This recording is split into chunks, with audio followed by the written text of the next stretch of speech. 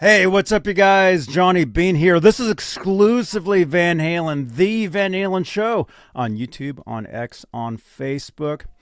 We've got a special guest tonight, Tim Durling, author of Red on Black, The Listener's Guide to Sammy Hagar. We're going to talk about the book, talk about some Van Halen. By the way, happy Thanksgiving to everybody in the United States, right? Thanksgiving, I guess. I'm in the U.S. I'm in Santa Cruz, California. All right, you guys, let's do this. This is actually what show are we watching, Michael? Hey, this is Michael Anthony right here, and you are watching exclusively Van Halen on the Johnny Bean TV. Keep it there. Woo! See ya.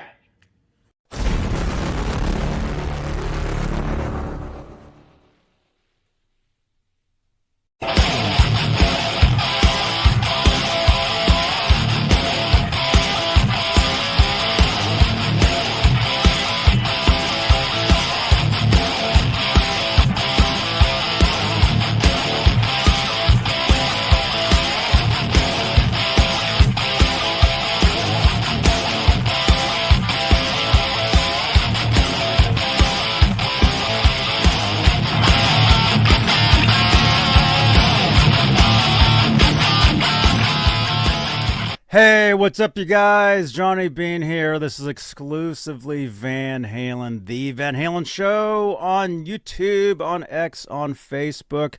Look at this. We got a special guest, Tim's Vinyl Confessions, Tim Durling. Dude, great to meet you, man. Great to meet you, Johnny. I've been following you on Instagram for a long time, and it's a pleasure to be on the show and talk a little Van Halen, a little Sammy. There you go. So you've got a brand new book here. There you go, Red on Black. Look at that. Look at that. Mine's a not for resale copy. That's cool. So I can't sell this then, huh? I wish that Amazon did a thing where instead of 4, it was the number 4. Not for sale, but you can't have everything. It's just a watermark. Cool. Yeah, that's awesome. So we'll talk about the book. We'll talk about Tim and your books and your channel. You're on YouTube and everything. But hey, speaking of YouTube, we have channel members, and the top tier of channel members get a special shout out at the top of every talk show. They are currently CC, Bay Area Rich, Majestic PB and J Cat, Music Therapy Laz, Michael B, Sherman Callahan, Nova 9, Woody Be Real, Warlag, Arhabs, Flipper Carlin, and Janice Lala, the intern. Thank you so much, you guys, for being top tier channel members. Now, being channel members, you know what that means, Tim? That means they get special emojis in the chat. Their names are in green, so they stick out here on YouTube. Like Charles, he's saying hi to Lewis. Yeah, I see that. I can see that. Charles is here. Bay Area Rich, dude, great hanging out with you yesterday. Happy Thanksgiving to you, man. Let's see. Yeah, so channel members, exclusive content on the channel. I did a special video yesterday for some of the members, and it's just a way to help support the channel and support these shows. So let's see. Let's say hello to a few other people here really quickly. We are live, you guys. Special Thanksgiving show for you guys. Lewis is here. He's saying hello to Burnt Relic and Tim, Bayer Rich, Charles. Raymond is here. What's happening, Johnny? Raymond, we're going to talk about this. It's new, right? The book? Brand new? It's been a little over a month. Over a month, yeah. So that's in the world of publishing and media. That's still brand new, yeah. Oh yeah. So we got Red on Black right here. We're gonna talk about the book. So hey, what's up, Otto? What's up, man? Rocking the EVH flannel. Oh, dude, right on, man. I've got one of those. Thank you to Bay Area Rich. The EVH flannel. I should be wearing that right now because I'm actually freezing. It's freezing here in Santa Cruz. So Tim, let's we'll talk about the book, but let's go back a little bit. How did you get into well, I can see you're a big music collector. You got vinyls, you got cassettes, you got some Kiss action figures. Looks like a guitar back there, dude. Yeah, it's a cheap guitar. It never stays in tune, but it makes for a good display. There you go. That's cool. So it looks like, I mean, just looking at your avatar, not your avatar, but looking at from your room here, you're into rock music. Oh yeah, yeah. That's what it seems like. How did you get into rock music? Wow. Wow. That's a really good question. I really started listening to Top 40 radio when I was about 10 years old. So I was born in 74. And, that's really around the time that I started listening to music that I wanted to listen to, and not just what my parents were listening to or what was on in the kitchen. I started listening to a Top 40 station, started listening to the Top 40 countdowns, Casey Kasem, Rick Dees. I mean, I'm in Canada. I'm in Eastern Canada, but I grew up right on the border, so I listened to American radio as much as Canadian radio, and really started paying attention to, who sang what songs, what groups did what songs, what were their names, and just starting to take all that information in. But honestly, I didn't start buying albums in earnest. It was probably Bon Jovi, Slippery When Wet, that turned the corner for me. When I was 12 years old, I can guarantee You Give Love a Bad Name was the heaviest thing I'd ever heard on a Top 40 radio. And I was like, well, whatever that sound is, I want more of it. So that's when it was all of a sudden, it wasn't enough for me to record songs off the radio onto blank, like Memorex tapes. I needed to buy the actual albums, comb through the liner notes, look at who wrote the songs and who produced the albums, and taking all that minutia in. And that same year, which leads to, the reason why I'm here and the reason the book is out, is 86. That's really when I became a Van Halen fan, because I was aware of Van Halen, obviously, because you couldn't escape the 1984 videos. They were everywhere, even though I didn't have a video channel in my hometown. But whenever I could watch videos, it was always, hey, I got to watch this. There's videos playing, and I don't really care what they are. So I knew about Van Halen. But when I first heard Why Can't This Be Love, that solidified it for me. And I was like, who's singing that? Who's that singing? I need to know more. This guy could sing the Telephone Book and it would sound good. Like, that's really what hooked me in, like, in all honesty. So, and it's funny, my musical tastes haven't changed all that much since I was 12, 13, 14 years old. I mean, if anything, I went back. But I'm a diehard fan of a lot of these bands, and it's not enough for me to have one copy. I've got to have as many formats as I can get a hold of. The way that I've got my phone situated, you can't see, but anybody that knows me knows that I have this huge collection of 8-tracks.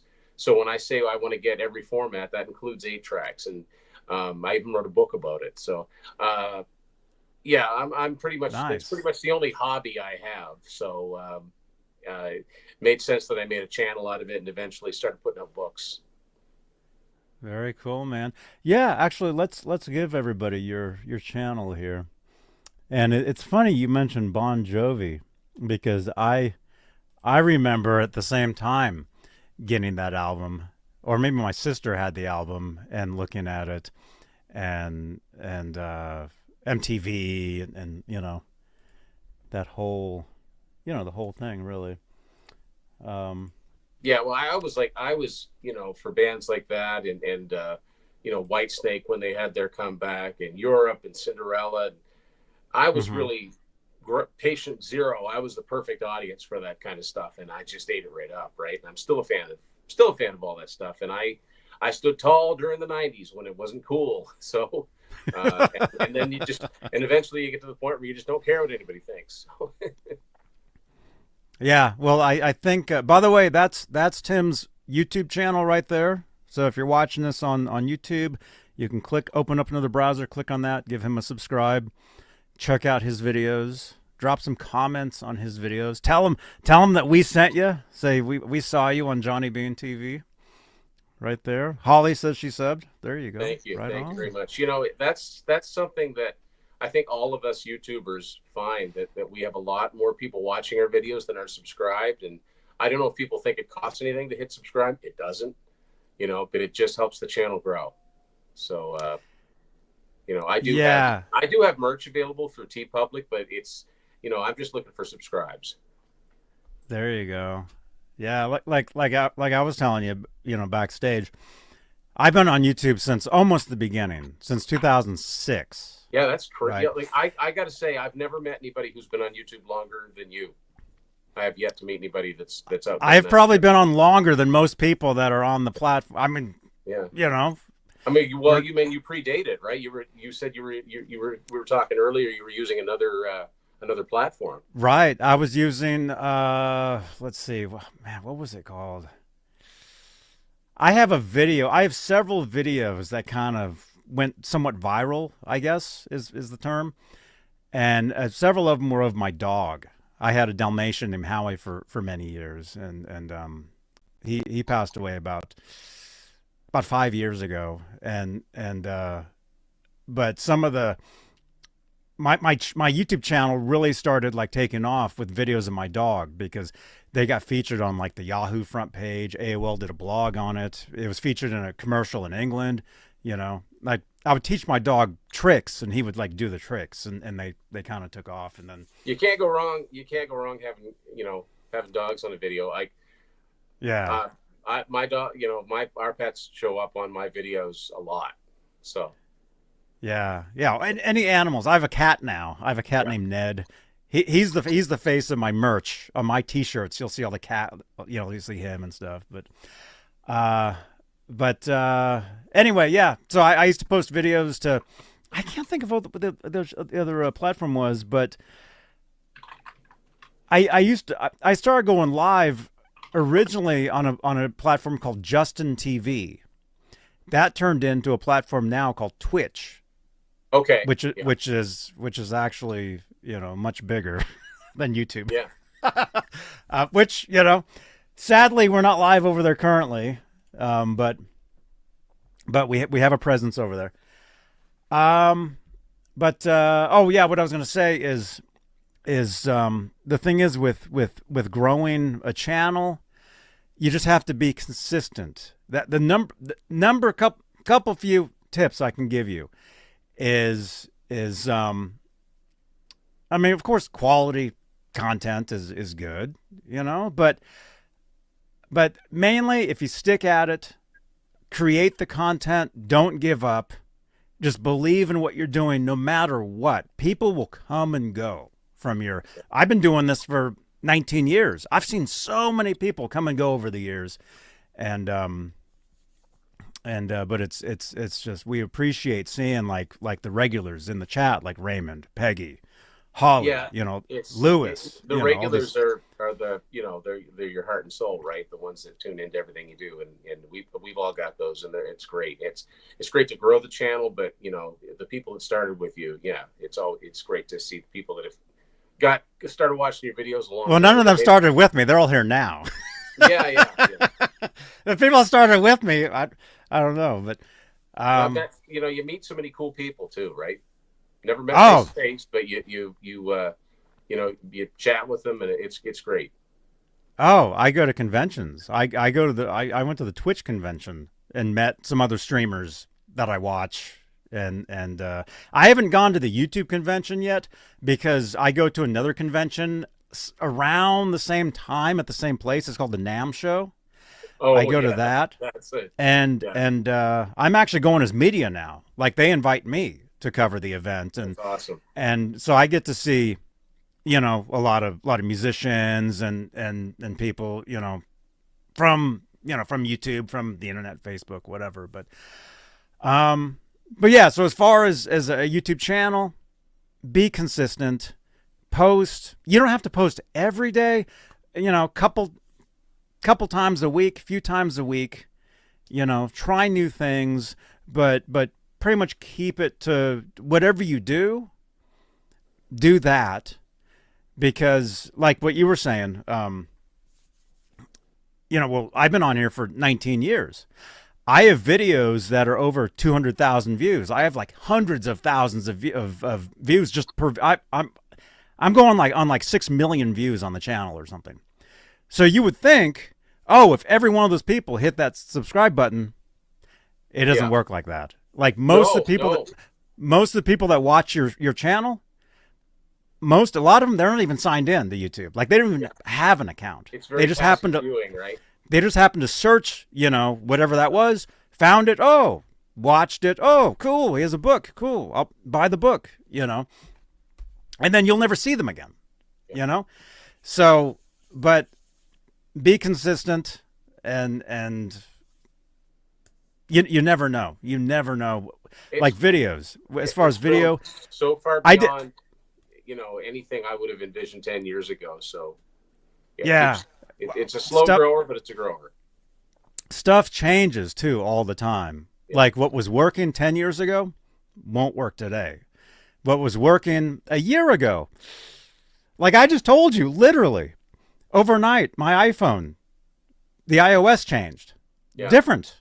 Like I'm looking at my phone now, I can't understand what's going on my phone. I have to relearn my phone. Yeah. That's technology, Yeah.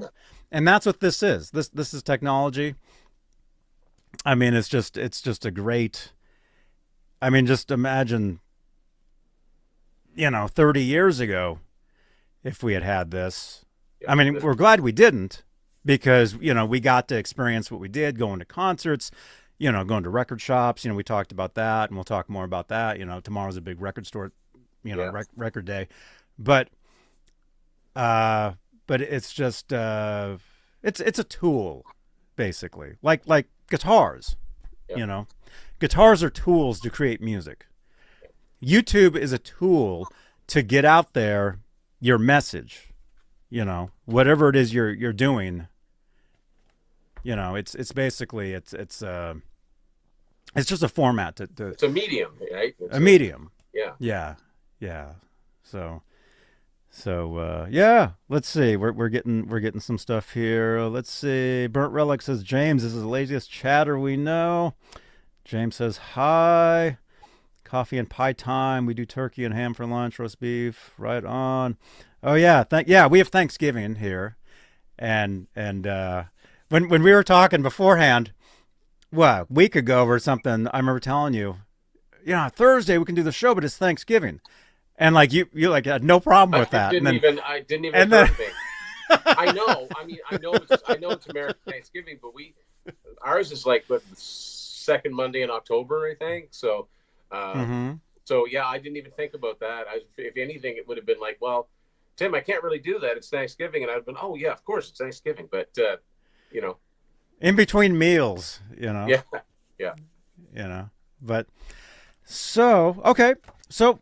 Let's get into Sam, you wrote a book on Sammy Hagar, Van Halen. How did you get in? You were just saying you saw some of the videos. I think we're related, man, because it's the same story with me. I was looking at the back of Slipper When Wet, Bon Jovi, noticed a name on there, Desmond Child, wrote these songs. Yeah. I end up living with the guy. That's one of my stories. Really? He was my manager. Yeah. Wow. I lived in his house at one point. Desmond Child. He used to play those songs on a piano in front of me. That's crazy. Yeah, it's kind of a weird thing. Yeah, but... with the Bon Jovi thing, it one of the things that did is inside that cassette that I had, it said also available. A lot of people thought that was the first album, right? It was the first really big one. But it's hey, they got 2 other albums. Well, I got to get those 2. That's the completist in me. I always had to complete whatever it was I was into, and if a band had a bunch of albums, there was no reason for me to think, that I wouldn't like those either. So it was really weird. Like not everybody did that, but I certainly did. Yeah, dig back, buy the older stuff. Is it as it's good? It's fun getting into a band knows, that has a big discography that you've never heard. Yeah. Yeah. And speaking of the, your book, Red on Black, the Sammy Hagar book, like some of his earlier stuff, if 50, that's what I was going to say. 5150 was my first Van Halen album. Right. Sammy Hagar era, Van Hagar era was my era, very special to me. And then once I bought 5150, I bought Van Halen 1. Hmm. and then proceeded to buy each older album as I could. I had a paper route. I used to buy each record, right? And 1988, man. I had in 1988 I bought all the Van Halen albums. I got all the Van Halen albums by the end of the year. But so I bought let's see, I bought 1984. Bought a used cassette off my cousin of 1984. So that was technically my first Van Halen album, but it was 1988. I had a dubbed cassette of 5150, so I heard it, but I don't consider that having it. OU812 I bought when it first came out, so that was the first new one I bought, and by the end of the year I had all of the albums. So yeah, always went back, and so then it's like, well, what about Sammy Hagar as a solo artist? What about Dave as a solo artist? It was never just get the band albums if I really, really liked the band, and that led to this book, because Sammy Hagar's solo material, especially the early stuff on Capitol Records, was just about impossible to find for years for me, being where I was and not having access to, the internet wasn't a thing, not having access to use record stores at the time, not having a license, that kind of hurt too. So I was at the mercy of whatever record stores were carrying. Right. And there was something about hunting down those albums, though, that you cherished those albums when you, got right into a band and you finally found something. It really felt like you'd accomplished something. I just want to answer somebody in the chat. Is that a wall of 8 tracks behind me? It's not. Those are cassettes, but on the other side of me, facing the other way, I've got a ridiculous amount of 8 tracks, like rock 8 tracks. So, and that definitely includes Van Halen and Sammy Hagar. So yeah, I do collect those too. there you go. I had Van Halen 1 on 8-track. I was a huge Van Halen collector throughout the late 80s, throughout all the 90s. I think I had a couple on 8-track. Van Halen 1 and maybe Van Halen 2. But I never got to hear them because I never had an 8-track player. Right. Well, I don't want to get too far off the beaten path, but 8 tracks are funny to me because I'm old enough to remember when they were out, when they were current. And I remember cousins that had like the Cars and Blondie and stuff like that on 8 track, but mostly it was my grandparents, my aunts and uncles, and they were all country 8 tracks, right? Or easy listening. I always thought that they stopped making them in the early 80s, and that was it. And once I found out that Columbia House, like the record clubs, kept making 8 tracks all the way through 1988, that blew my mind. Really? Yes. And I actually wrote a book. My very first book was about that. It's called Unspooled, an adventure in 8 tracks, and it catalogs all of the known releases. Cool. Like, for example, if I was to ask you, what do you think was the last Van Halen album that was made on 8 track? What do you think it would be? Seriously, if I would think, I would think like Diver Down. 5150. That's insane. So you are correct in that Diver Down was the last 8 track that was manufactured for sale retail in retail stores. Whoa! I just made a guess. Yeah. But if you belong to RCA Music Service or Columbia House, especially Columbia House, they kept on making them. Not every single title that came out, but yeah, 1984 and 5150 exist on 8 track. And as far as Sammy solo, there's a picture. There's a picture in this book that all the pictures in this book of the albums are from my personal collection too. But there is a picture in this book, and it is 100% legit. Recognize that? That is Sammy's 1987 album. Sometimes that's on 8 track? I Never Said Goodbye. That is a Columbia House 8 track version of that album. So that is bizarre.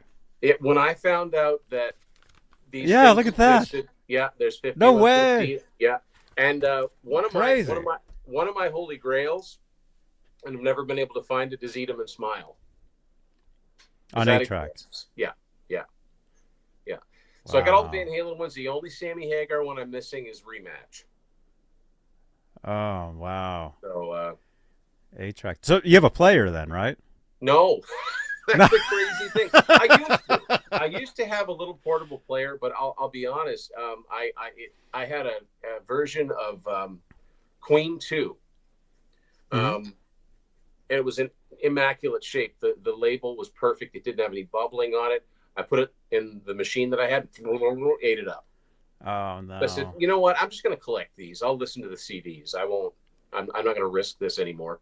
So, but yeah, I do collect them, and I when I find out that they made them further on in the '80s, that those are just things to search for. Like, it would blow your mind, some of the big '80s albums that exist on this. It doesn't make any sense for this format to have existed alongside CDs, but that was the case for about 3 or 4 years. If you were a member of the record clubs, you had 4 choices of, like, if you were a member of Columbia House in 1986 and you wanted to get 5150, you had 4 choices of format. You could get it on vinyl, cassette, 8-track, or CD. Now, how crazy is that?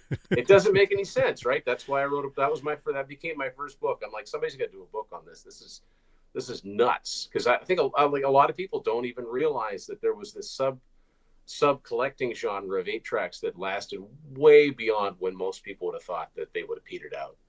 And why would that be of interest to anybody? I don't know, but it sure was of interest to me. Yeah.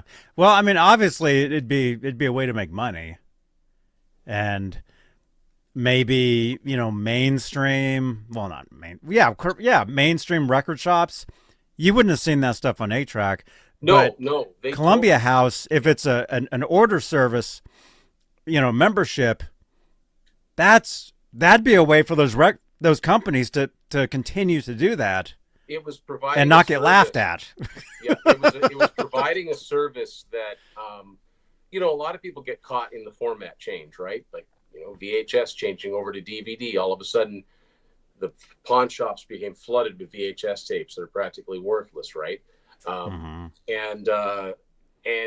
maybe not everybody was ready. Maybe people still had 8-track players in their cars or their trucks. And I will say this, as far as art music goes, if you were a country music fan in the 80s, you were well served, because every country album came out on 8-track. It wasn't, sometimes with the pop and rock artists, they'd skip a few, or eventually they'd stop making them. But the country artists went all the way through to the end of 1988. You could get pretty much everything that came out. So it's pretty crazy. And it's a year-by-year look through the 80s. This book of mine starts in 81, ends in 88, and at the end of each year, at the end of each chapter, there's a list of all known titles that exist in 8-track, and some of them you'd look at and go, that can't exist. If it's in there, it's because it's confirmed to exist. So that's what started my book career, and that eventually led me here. There actually is one chapter in that book that I do have a picture of what I had for Sammy Hagar 8-tracks at the time, which I've since gotten more, but I've got lots of pictures from my collection in all of those books. So I'm sorry if I took this in a oh, no. But yeah. No, that's all good. Here, we'll put your YouTube channel in the chat again. I'm assuming on your YouTube channel, under the About section, you have a link to your other pages and stuff, like to get your books and stuff. Well, Tim's Vinyl Confessions is how you find me everywhere, on Instagram, on X, on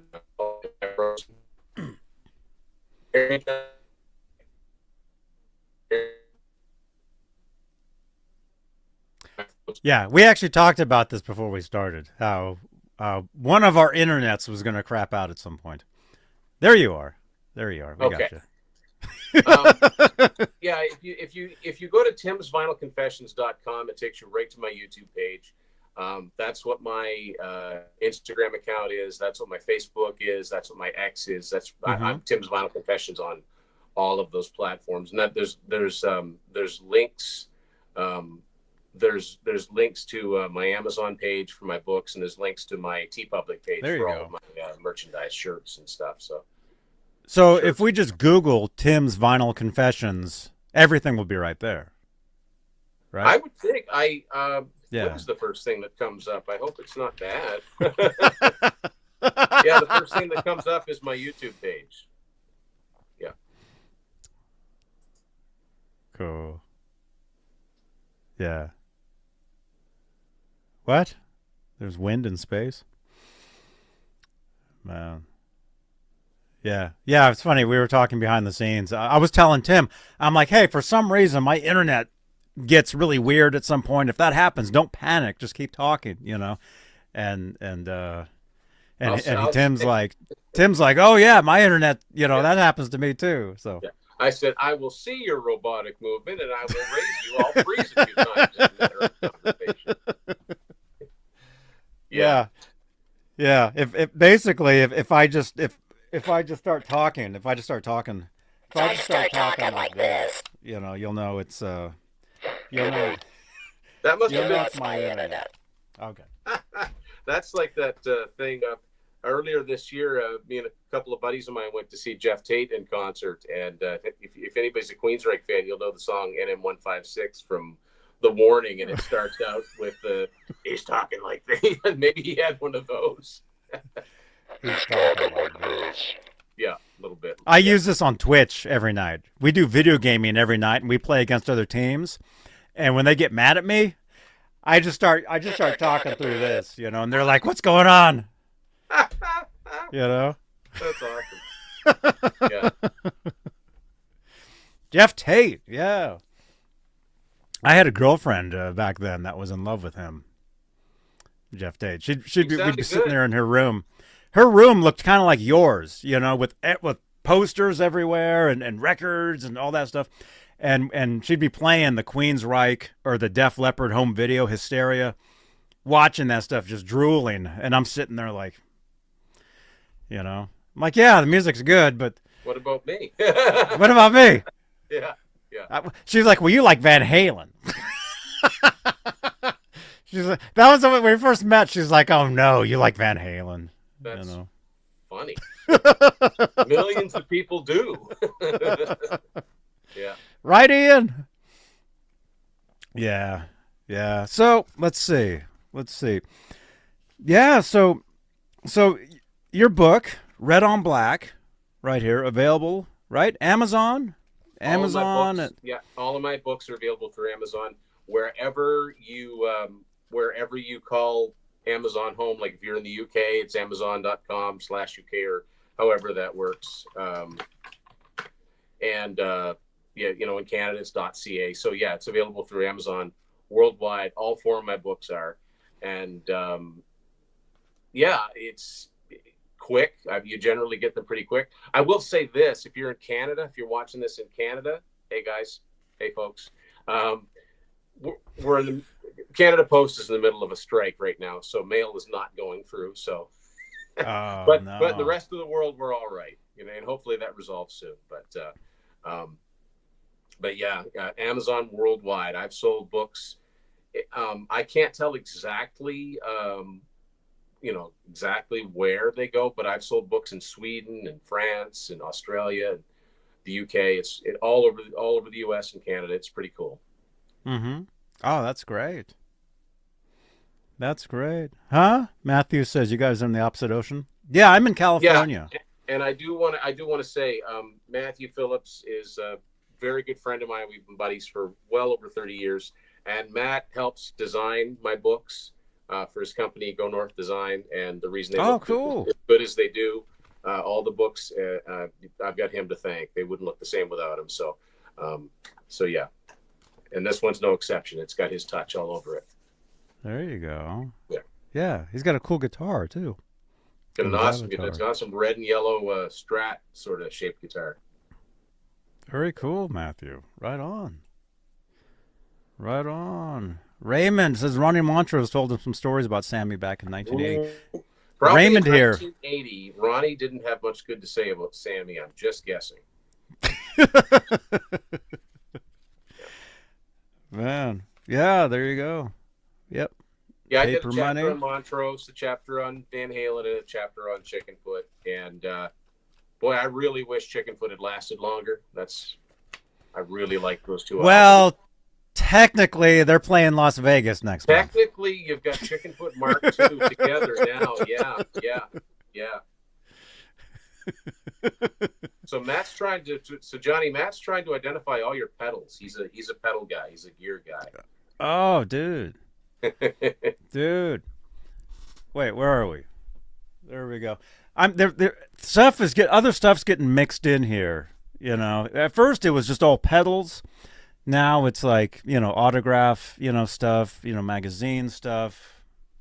But yeah, there you go. Got some MXR, Boss, Electro-Harmonics. What else? Other stuff. Different things. Yeah. I'm a guitarist. I play guitar. You want to see my latest one? Look at this. Check this out.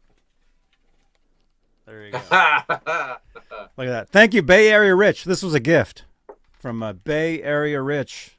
This is this is the guitar everybody's after these days.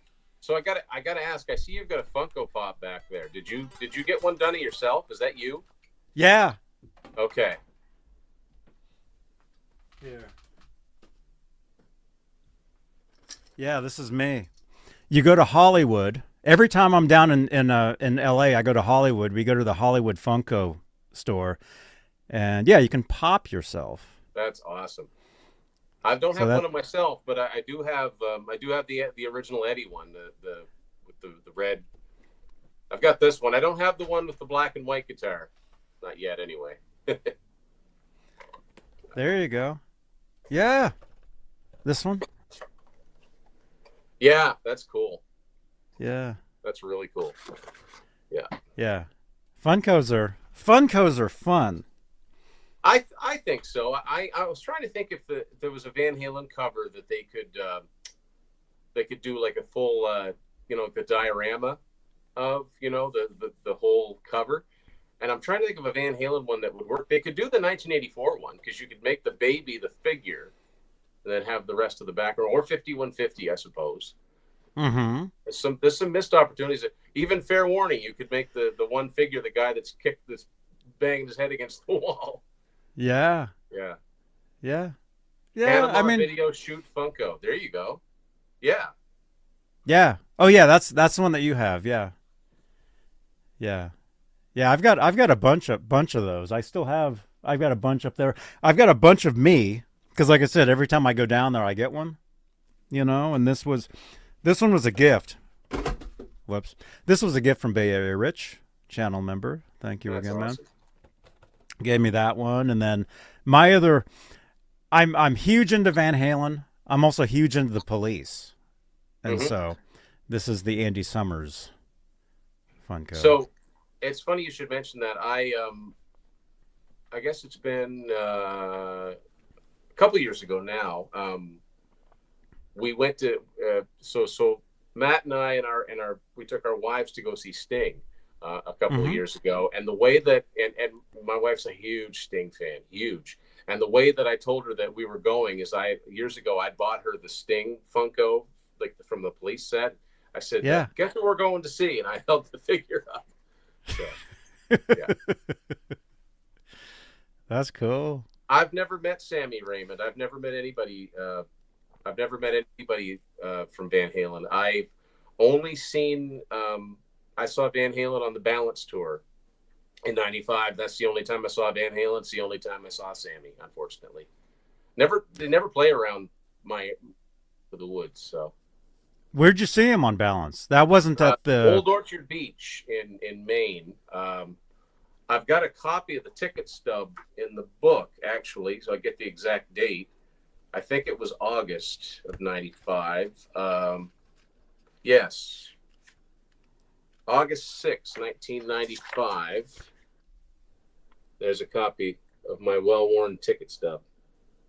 Nice. From the Balance tour. And ticket price was $34.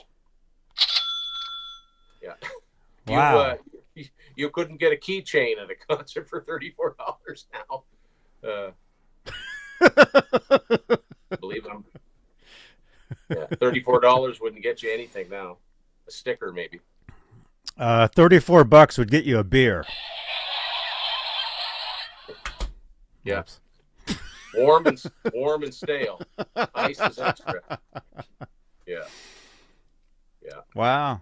Yeah. Matt mentioned it in the comments. I would have loved to have seen this last tour because, you know, he dug pretty deep with the set list. I mean, they're doing Seventh Seal and, you know, just, yeah, but it didn't happen. Not yet, anyway. They're playing Vegas coming up. We were thinking about maybe going to that. But I saw them twice on this last one. Saw them down in LA and then up here. All the clips I saw of it were really, really cool. And I got to be honest, I hope I would like nothing more than to have to do a second edition of this and add a chapter if he puts a new record out, because he says he's going to. So, you know, hey, I'm more than happy to put out a volume 2 if there's a new album that comes out. This ends at Crazy Times. Wow. Yeah. Yeah. I mean, it sounds like they're going to make some new music. Will they commercially release it on CD and stuff? Oh, I hope so. If it's digital only, I hate that. I say this a lot. I don't buy air. I want the album cover. I want the artwork. I want the whole experience, right? But I would imagine they will. You know, it'll be vinyl, it'll be CD, it might even be cassette. Cassettes are making a comeback, so. Cassettes, that's true. Cassettes are back. Which is awesome. But I started with cassettes, right? That was, you know, I've got a lot of nostalgia for cassettes, but yeah, we're getting our first real snowfall here tonight. Bound to happen. Oh, wow. Yeah. Yeah, it doesn't snow here, I think. Oh, yeah, Matt, he's asking the weather here.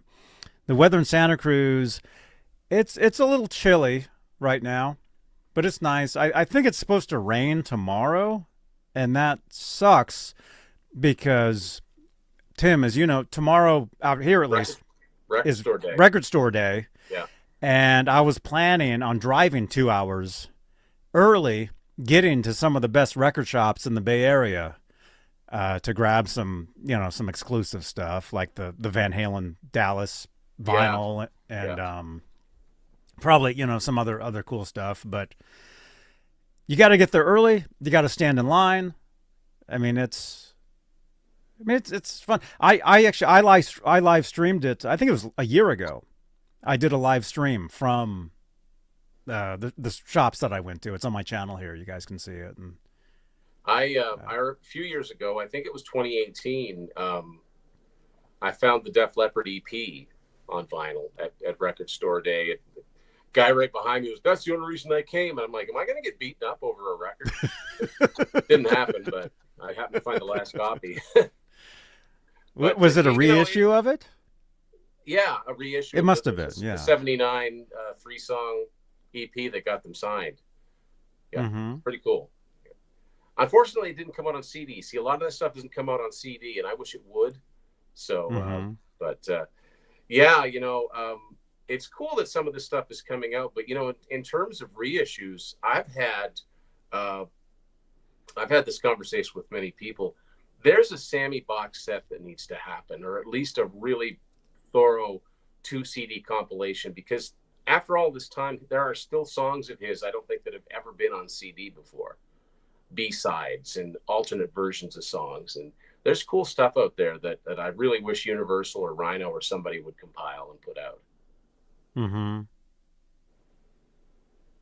Yeah. Yeah. I mean, that's the thing too, is with, collecting vinyl, is you have to get all these different formats to get everything. Even these days, I know this isn't, the Taylor Swift show, but her last album, they released like 5 different versions of it, different covers. And then each album had a different song on the end, a different bonus track. And then digitally, she released 2 albums in one day. Did you know that? Yeah, you probably knew that. I think so. Yeah, I don't follow per se, but you hear things, right? Yeah, I love Taylor Swift. I'll admit it. There's nothing wrong with that, Yeah. But yeah, I mean, for example, I just recently, something I didn't have when I put the book together, but I sent away for a UK single of heavy metal from the movie. And Yeah. so, and if people know that, are really, really diehard Sammy fans, they know that the version of heavy metal that's on the soundtrack is different than the version that's on Standing Hampton. It's a different recording altogether. Same song, different recording. But that beast, that 12-inch single has two songs on the B side that have never been on a CD. One is called Satisfied, and one's called Don't Get Hooked. Great songs, would have fit right in on Standing Hampton, the 3-lock box. They're just floating around there. They've never been digitized, I don't think. So that's the kind of thing I'm talking about. Like, put this stuff on one place, put it all together. I think that a really, really good compilation came out in 2004 called the Essential Red Collection, because that was the first time that you got Fast Times at Ridgemont High, The Girl Gets Around, Winter Takes It All. You got those soundtrack songs readily available in one place. That was really cool. But there's more, there's more stuff that could be compiled. And, I think Universal they own most of the labels Sammy's ever been on. So it's not as if it would be a hard thing with licensing. Mm-hmm. Is there a demand for it? Yeah, I think there is. Yeah, it's just the record label getting creative with making a box set.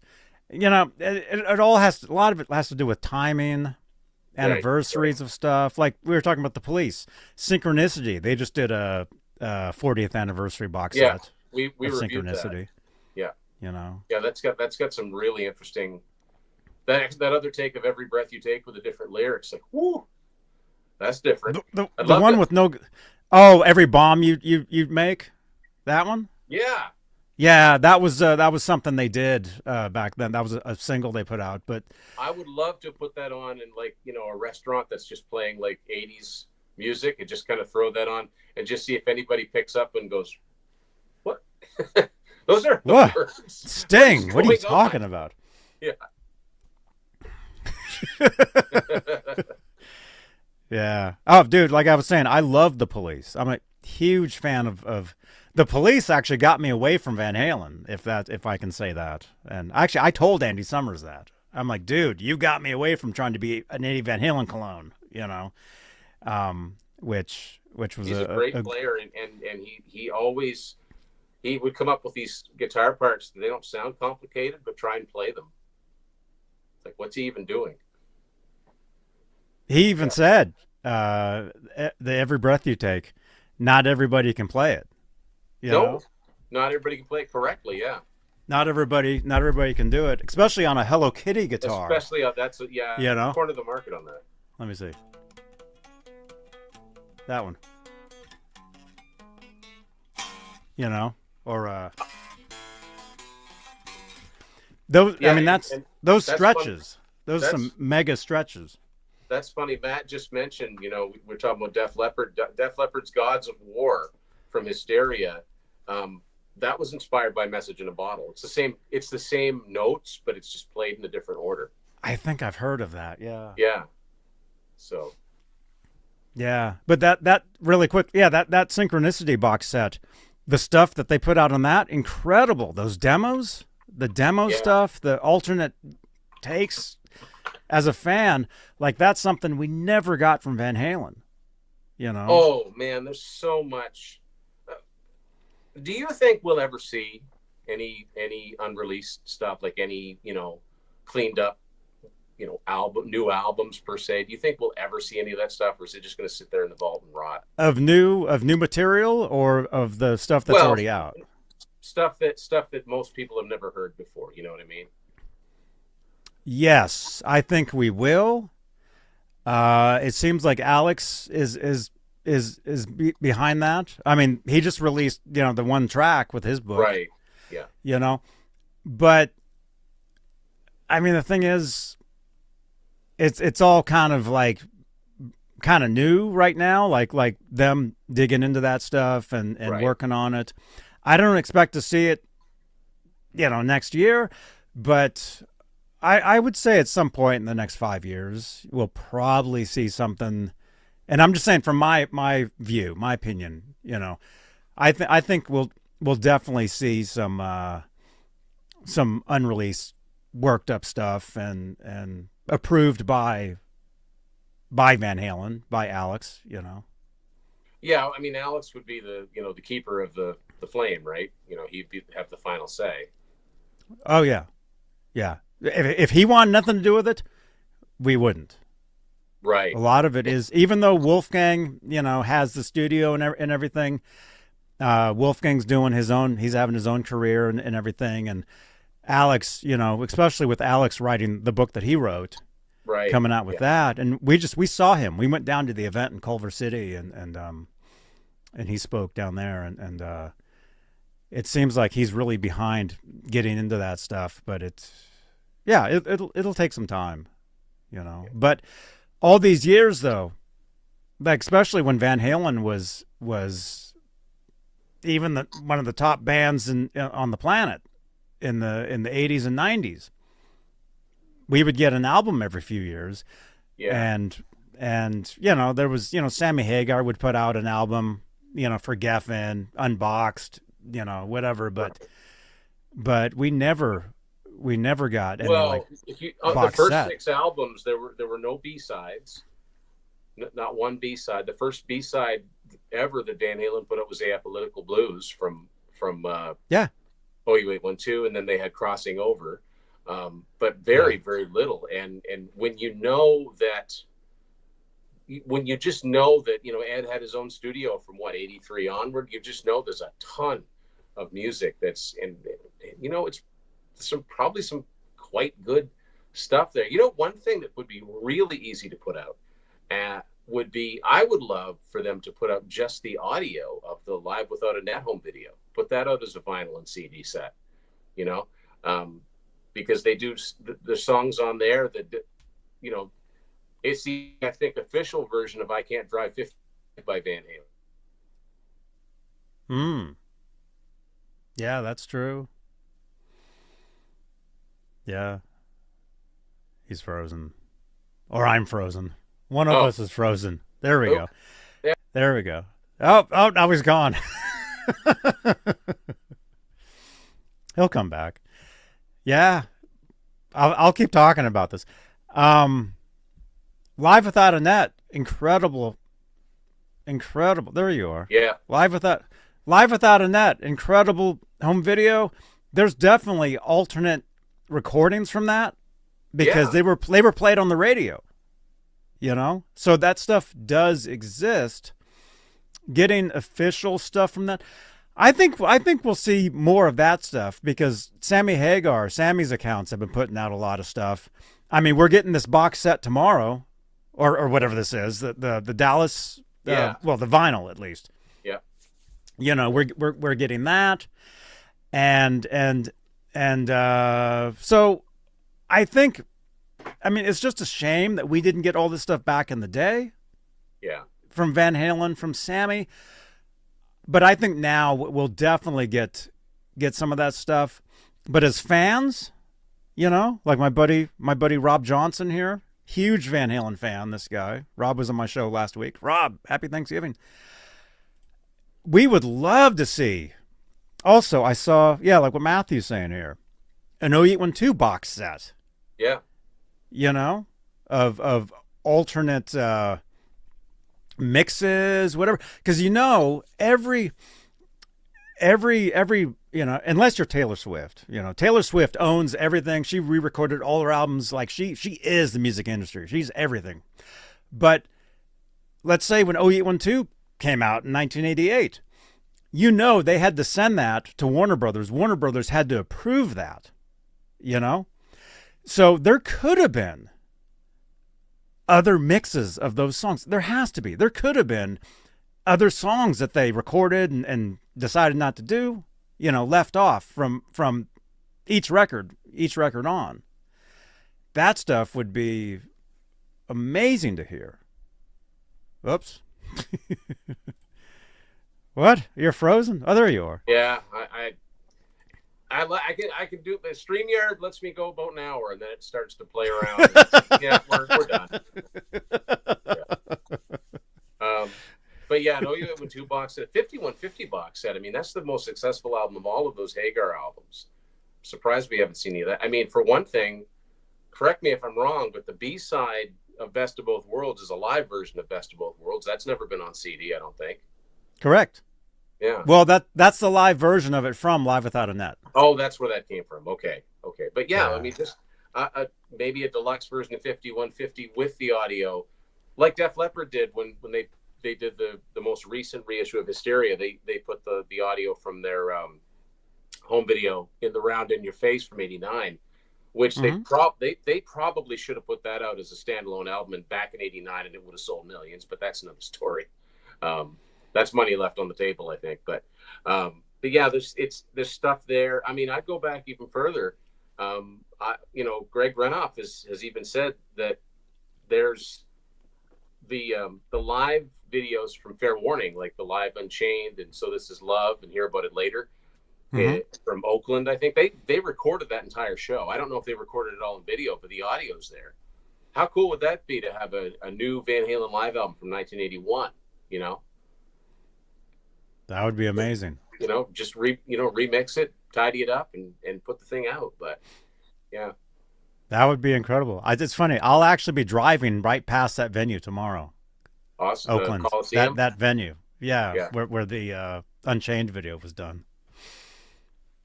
Cool. Yeah, even Rob Johnson saying, I think as Van Halen fans, we're going to see some amazing stuff coming out as time goes on. I hope so. Yeah. I think we definitely will. But it's just a shame we didn't get it, all those years ago, or all these years like other bands. Yeah. Well, the years that went by in between them doing anything, in Van Halen 3, it underperformed, stalled at gold, and that kind of was the beginning of, it's like Eddie's like, fine, really all we got were the 3 new songs with Sammy on the Best of Both Worlds compilation, and then A Different Kind of Truth, and that's it for new songs. And that's really a long period of time to not have new music out. So yeah, and that's one of the reasons that this book, because meanwhile Sammy was very busy putting out new music, you know what I mean, and at a time when a lot of his peers had just stopped making new music. I mean, he doesn't have to. So obviously he does it because he wants to do it, right? There's no money to be made from veteran artists putting out new music, but he does it anyway.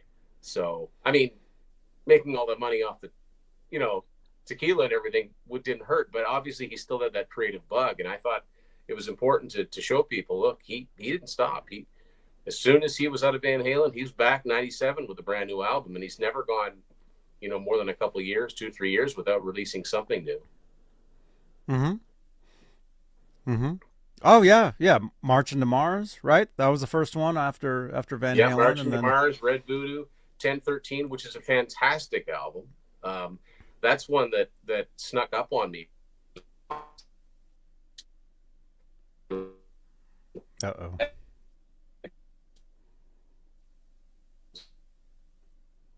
The album was. This is a podcast. Yeah. Huh? Oh, yeah. I forgot how good that 1013 album was.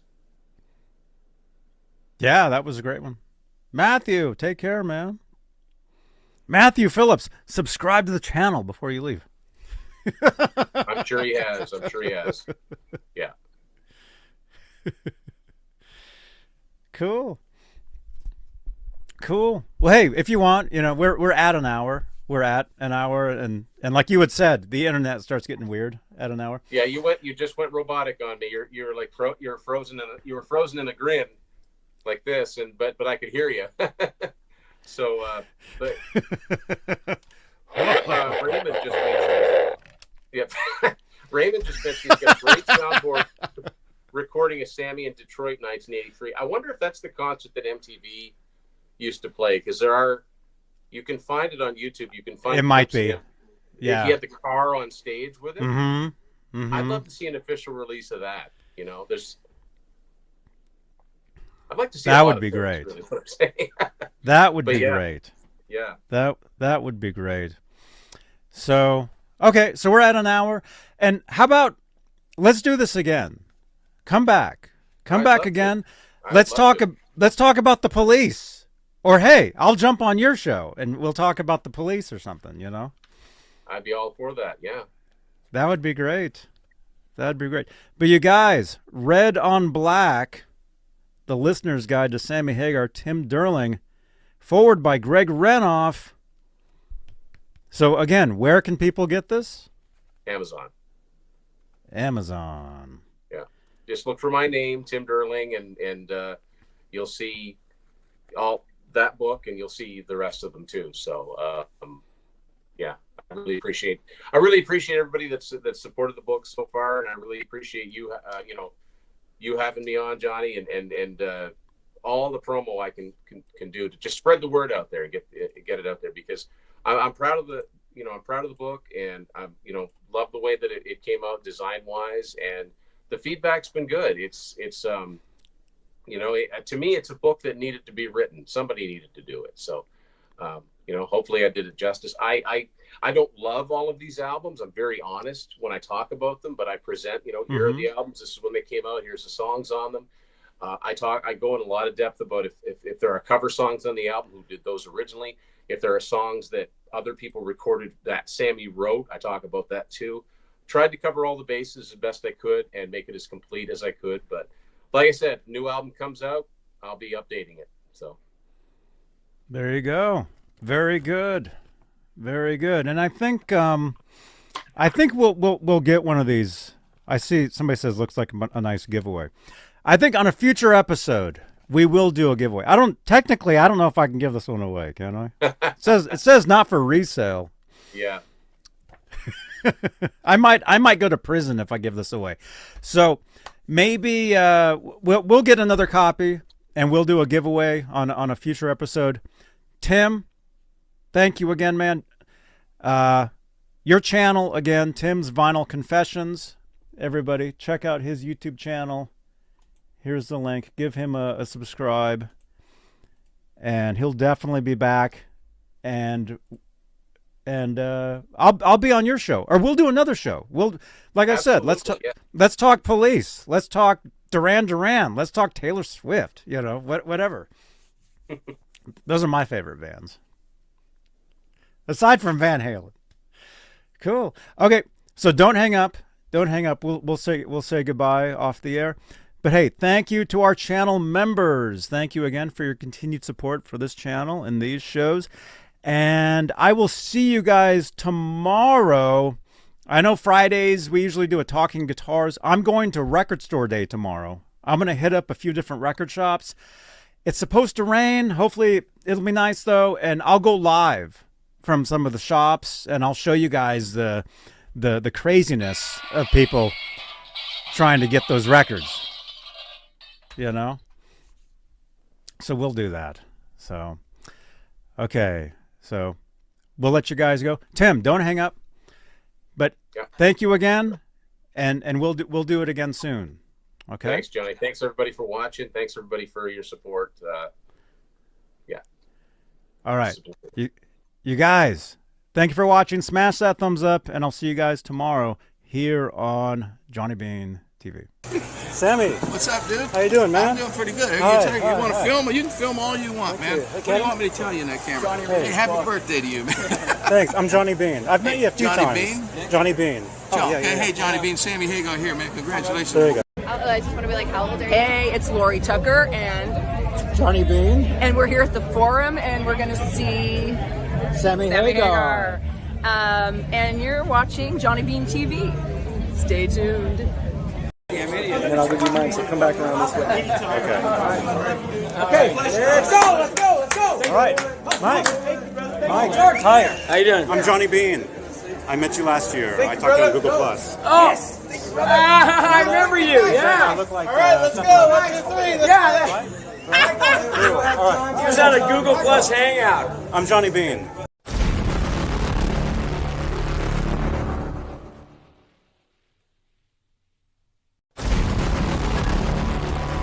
Thank you so much for watching, you guys. Happy Thanksgiving.